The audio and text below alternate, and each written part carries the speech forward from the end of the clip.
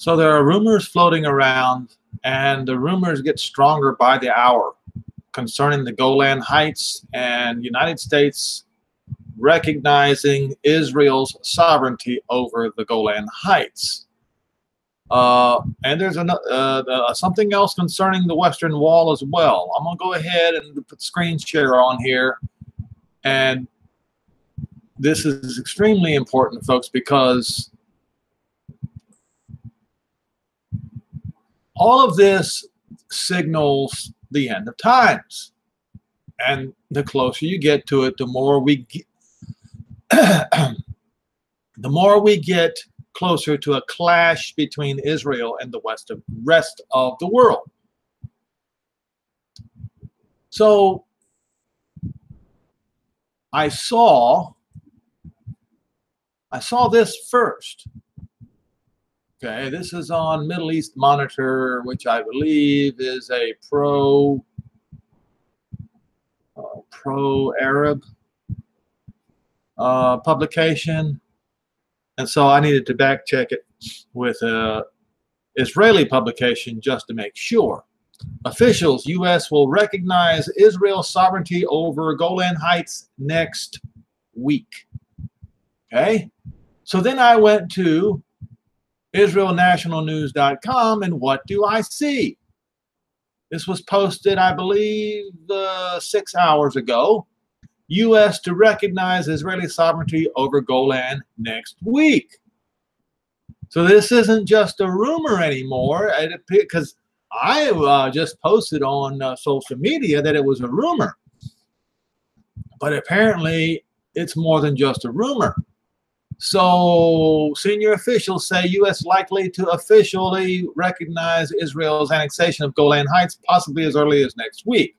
The White House may be prepared to recognize Israeli sovereignty over the Golan Heights, says senior Israeli officials, suggesting that an announcement regarding recognition could come as early as next week. According to a report Thursday morning by Israel's Channel 13, senior Israeli officials believe the Trump administration is preparing to formally recognize Israeli sovereignty over the Golan Heights, ending a decade-long U.S. policy of non-recognition of Israel's annexation of the strategic plateau.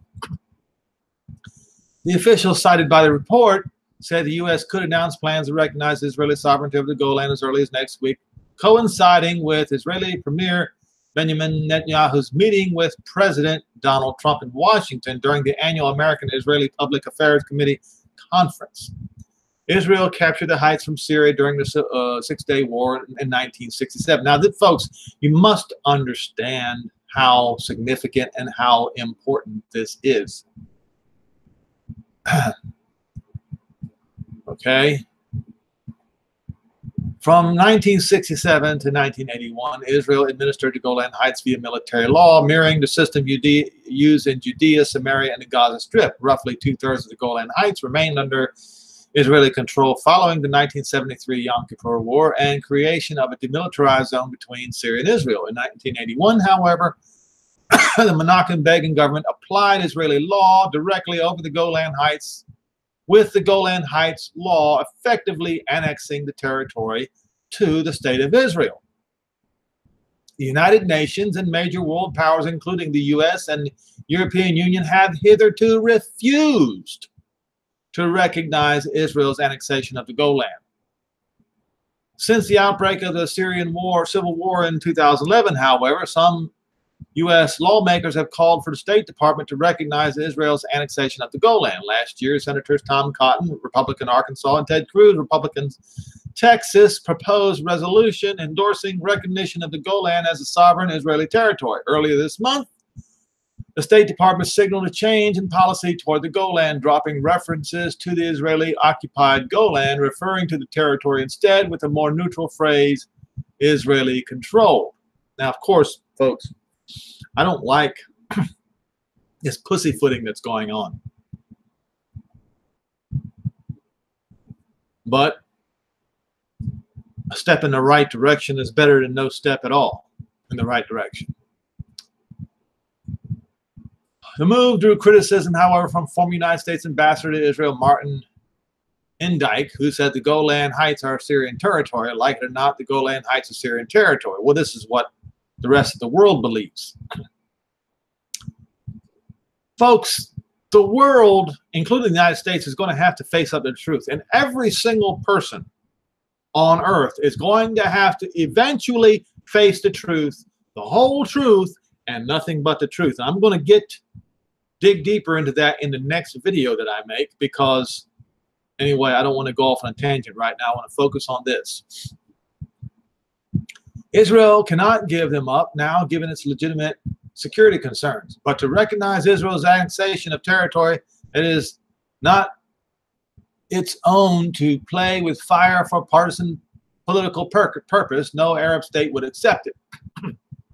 Would also contravene the 1974 Israel-Syrian disengagement agreement, which Netanyahu and Putin recently invoked to govern the resumption of the Syrian government responsibilities in the Golan border with Israel. So you see, and this is what Indike was saying, so you see the significance of if the U.S. State Department would suddenly agree with Israel's annexation that happened back in the 1980s.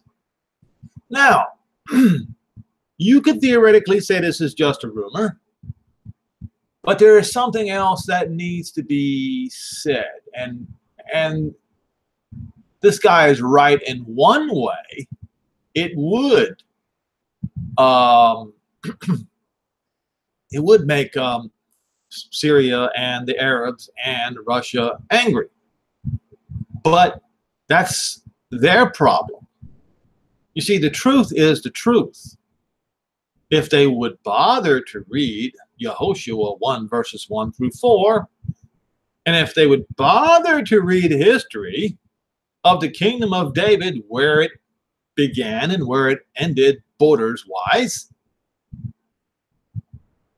they would shut their mouths, but they won't. But Israel, in this case, is in the right, and the rest of the world is in the wrong.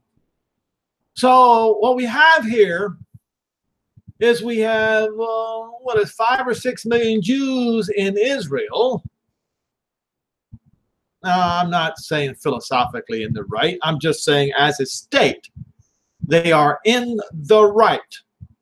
And the billions and billions of people in the world are in the wrong. Kind of like Noah and the other seven?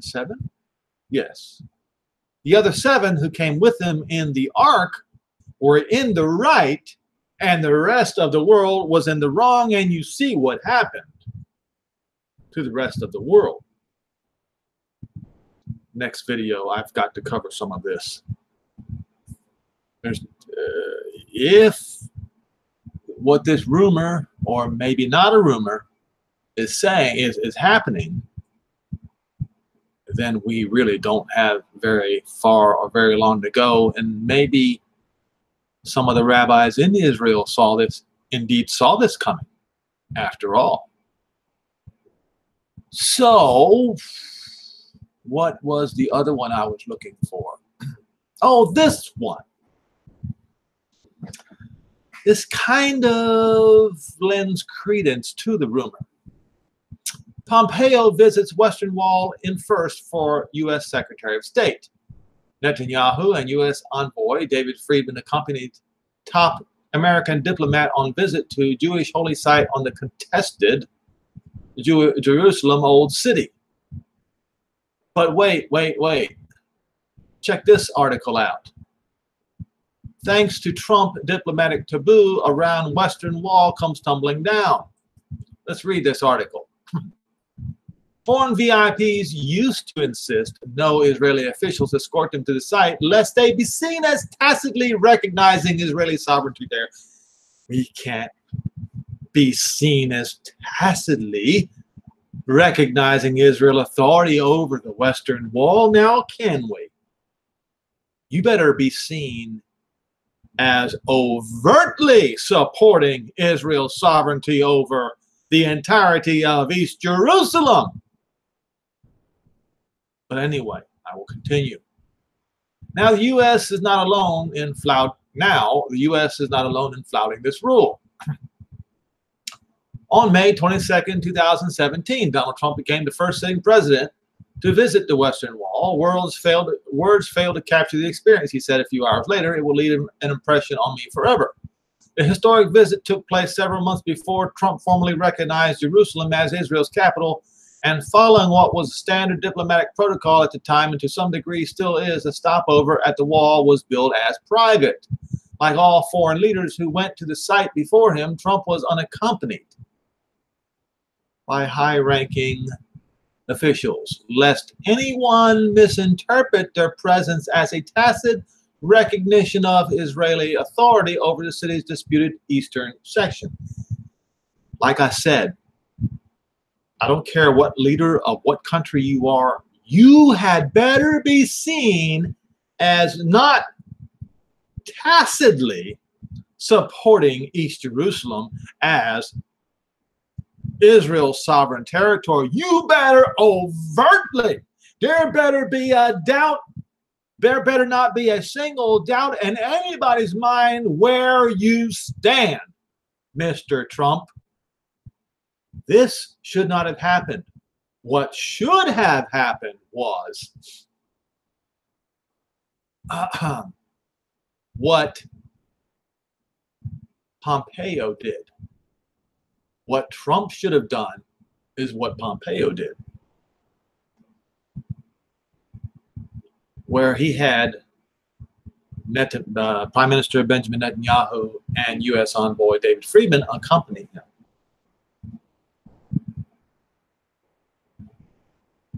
You see where I'm going with this, folks?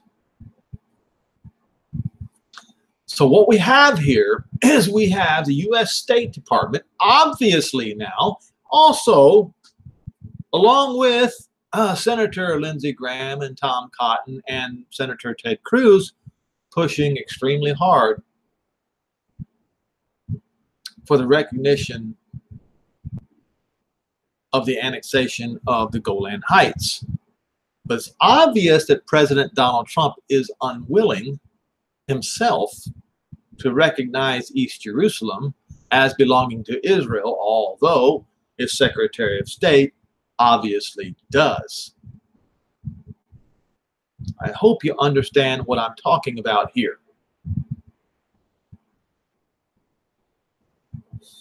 So,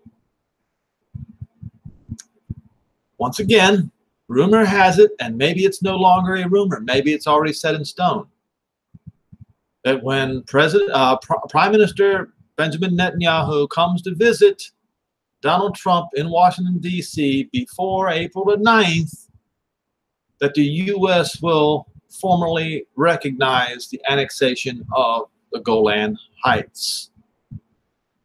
And, folks,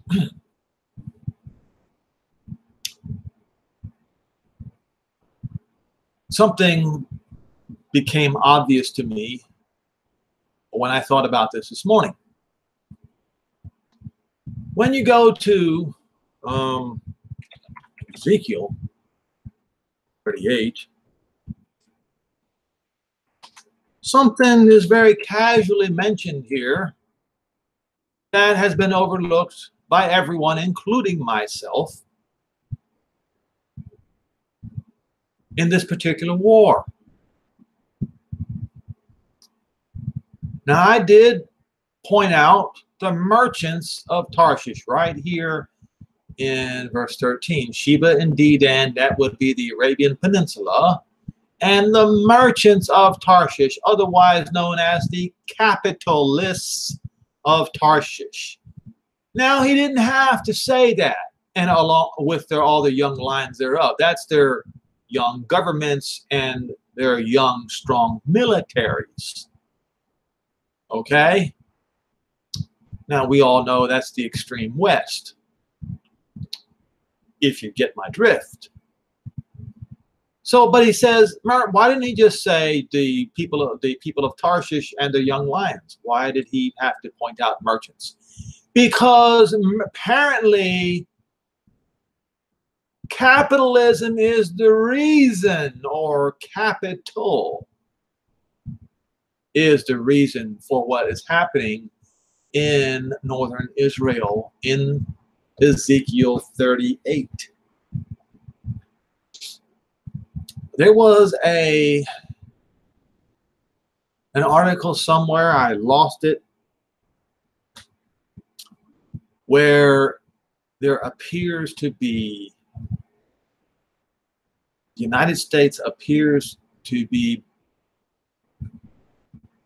benefiting from, and financially benefiting from, Israel's annexation of the Golan Heights. Now, it may be Exxon and Israel.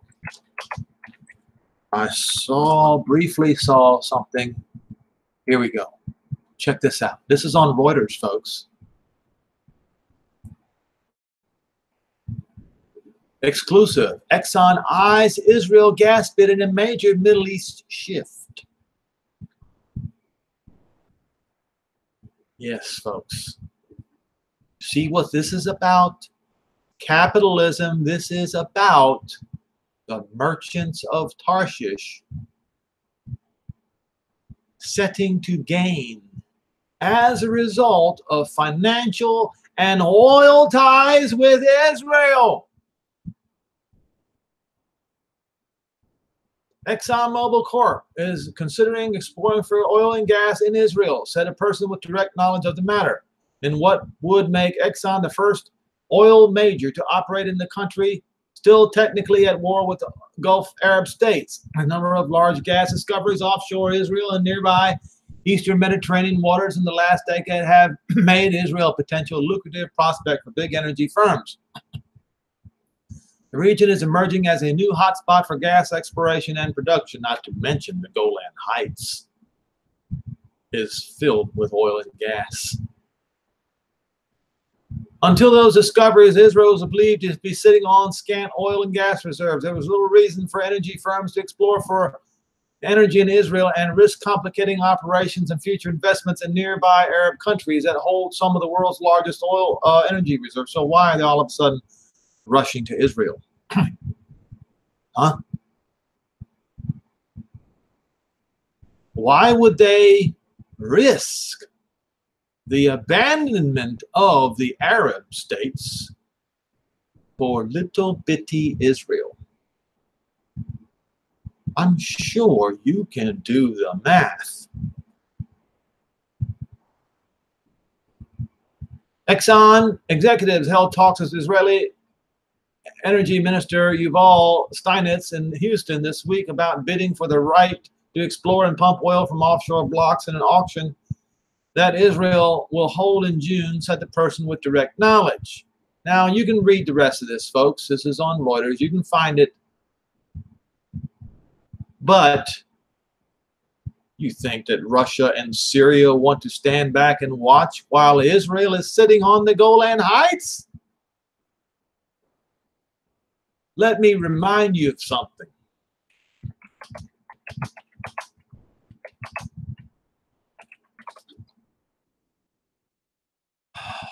Look, huge oil discovery in the Golan Heights.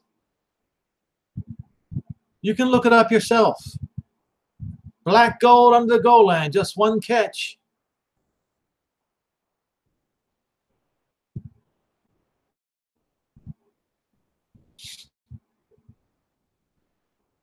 Israeli and American oil men. Here we go with the merchants of Tarshish, folks. Believe they have discovered a bonanza in this most inconvenient of sites after 3 test drillings. Yuval Bartov, the chief geologist of Genie Oil and Ant Gas, a subsidiary of American-based Genie Energy, said his company thinks it has found an oil reservoir with a potential of billions of barrels. So you see, now you know the reason why Exxon is willing to offend and alienate their Arab oil partners. You think that Bashar Assad and Iran and Russia are going to just let that go?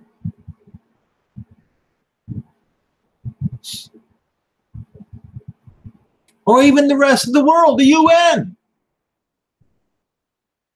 Why in the world would the United States, a Christian nation, a Roman Christian nation,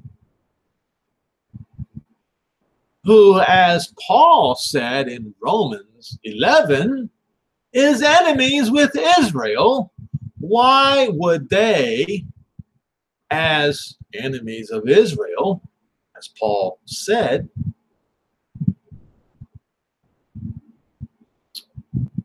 choose to recognize the annexation of the Golan Heights? Of course, still not recognizing the annexation of East Jerusalem, you see. What's the reason? It's about money. And that's the reason why it's written right here in this way. Verse 13, Ezekiel 38, the merchants, it's about money. Yes, it is, folks. And that's the reason why in one of the very next verse, or is it the same verse? Looky here. It's the same verse. Sheba indeed, and in the merchants of Tarshish with all their young lions shall say unto you, are you come to take a spoil? Because the merchants of Tarshish wanted that. So what you have is the merchants of Tarshish vying for the money, the oil, the great spoil, rhymes with oil, that the invaders are trying to take.